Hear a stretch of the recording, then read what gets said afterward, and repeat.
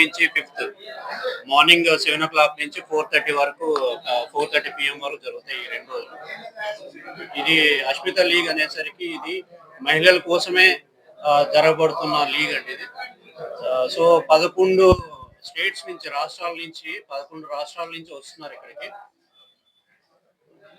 అందరూ అందరూ మహిళలే వస్తున్నారండి. జూనియర్, సీనియర్ నుంచి వస్తున్నారు. టోటల్ గా 350 పైచిలకు క్రీడాకారులు వస్తున్నారు. సో విశాఖపట్నంలో ఉన్న మన ప్రజలందరికీ నా మనవి ఏంటంటే అందరూ వచ్చి వీక్షించండి, వాటర్ స్పోర్ట్స్ చూడండి. ఇది ఫస్ట్ టైం అవుతుంది. ఇది అరుదైన కార్యక్రమం. ఇప్పటికీ ఇలాంటి కార్యక్రమం వైజాగ్ ఇప్పటికీ జరగలేదు. అది సౌత్ జోన్ జరగడం మన అదృష్టం. అందరూ వచ్చి వీక్షించాల్సిందే కోరుచున్నాం. ఇకపోను ఇది సౌత్ జోన్ తో ఆగిపోవట్లేదు. నెక్స్ట్ నేషనల్ ఇంకో దగ్గర జరుగుతుంది. కానీ సిటీ లీగ్ నుంచి అంటే base level city league, state league, south league and south zone and nationals అంటే 4 ఛాంపియన్షిప్స్ అవుతా ఉంటాయి.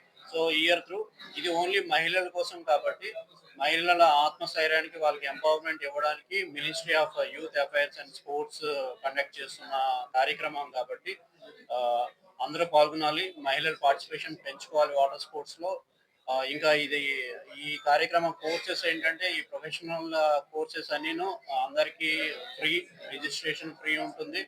So maximum girls and women అందరూ దీంట్లో రిజిస్ట్రేషన్ చేసుకోవాలి. అది నా వెన్యూ వచ్చేసరికి గంభీరంగేట రిజర్వాయర్ అండి. అది మధురవాడ దాటిన తర్వాత ఉంది. అది రిజర్వాయర్ అందరూ తెలిసే ఉంటుంది. అక్కడ వెన్యూ అండి. ఇప్పుడు కొత్తగా వాటర్ స్పోర్ట్స్ అకాడమీ కూడా ప్రారంభం అయింది. అక్కడ కొద్దిగా అక్కడ అంతా తయారీ చేస్తున్నారు. ఈ ప్రారంభంలోనే మనకి సౌత్ జోన్ రావడం పెద్ద అదృష్టం. అండ్ నా కాంటాక్ట్ నా నెంబర్ నోట్ చేసుకోవాలి. రిజిస్ట్రేషన్ ఏమైనా ఉంటే 9703784560.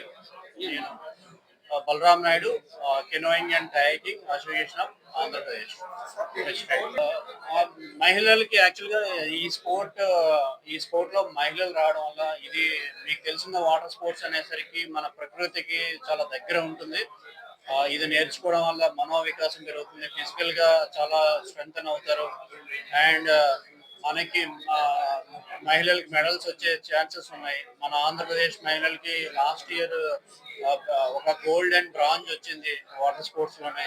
అది మన స్పోర్ట్స్ కి, ఆంధ్రప్రదేశ్ స్పోర్ట్స్ కి చాలా వరకు కాంట్రిబ్యూట్ చేశారు.